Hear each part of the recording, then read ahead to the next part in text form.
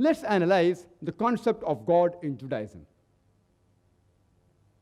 It's mentioned in the book of Deuteronomy in the Old Testament, chapter number 6, verse number 4. Moses, peace be upon him, says that Shama Israelo Adnai Lahaino Adnai Khad. It's a Hebrew quotation, which means, Hear, O Israel, the Lord, our God, is one Lord. It's mentioned in the book of Isaiah, chapter number 43, verse number 11. I, even I am Lord, and besides me, there is no Savior.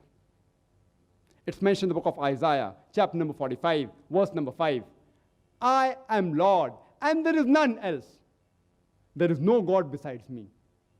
It's mentioned in the book of Isaiah, chapter number 46, verse number 9. I am God, and there is none else. I am God, and there is none like me. It's mentioned in the book of Exodus, chapter number 20, verse number 3 and 5, as well as the book of Deuteronomy, chapter number 5, verse number 7 to 9. It says that thou shalt have none other God besides me. Almighty God is speaking here.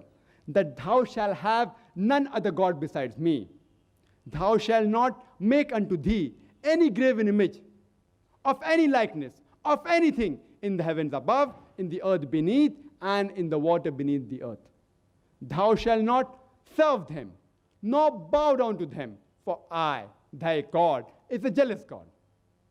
So if you read the Old Testament, you shall understand the concept of God in Judaism.